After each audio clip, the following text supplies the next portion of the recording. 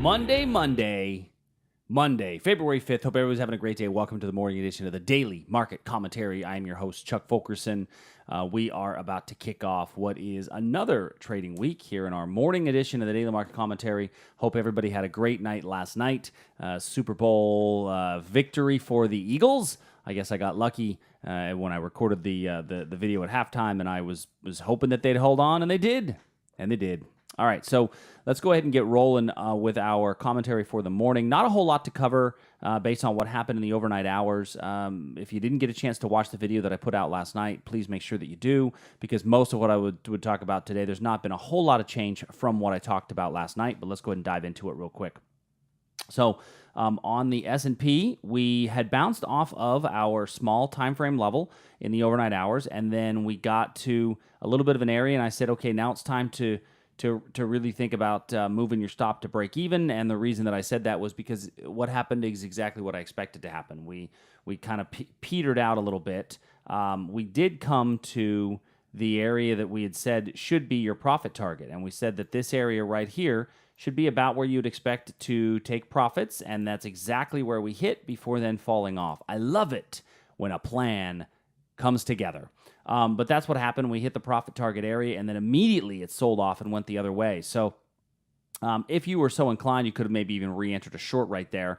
I did not have a short set up in that moment because I didn't want to get in right in the middle of that movement.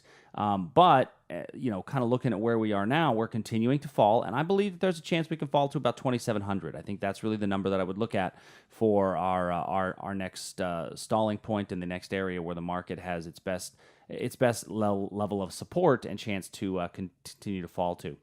In the Nasdaq, we still have that same area down here. Now this is more of a confirmation style entry. Remember, we wait for price to come at least a third of the way into this area before then reacting as it comes back out. Nothing more has really been added to our Nasdaq areas. Crude oil, we are still hanging around those areas. Changed this last night from a solid line to a dashed line just because I didn't feel quite as comfortable with the weakening momentum we're seeing on the day-to-day chart. If you are so inclined, I think there's a chance to get short for today. If you're so inclined, I think that on the 15-minute time period, if we even get a little bit of a rally up to this area here, that you've got a potential short. Wrong drawing tool. Let me make sure that I use the right tool to. Little bit of a rally up to this area. I think you've got a potential short right there. I'm going to put it on the small time frame because that's where we found it on. But I think there's plenty of room for this thing to continue to fall, especially with the weakening momentum we're seeing on the daily chart.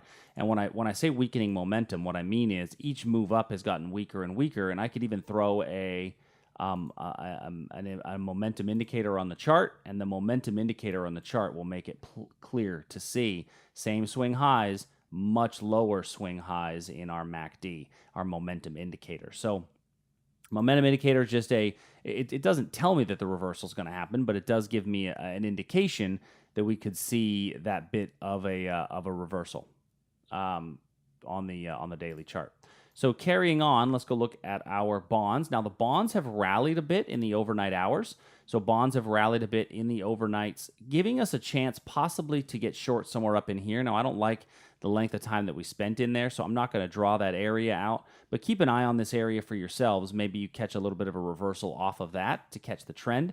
The Aussie, the Aussie is still running up. I said last night it's time to take your stop and move it to break even. At this point, I might even be considering moving that stop up underneath this area here, this 792 area, just to lock in a little bit of gains as we are, kind of giving a little bit of a reversal pattern here on the Aussie.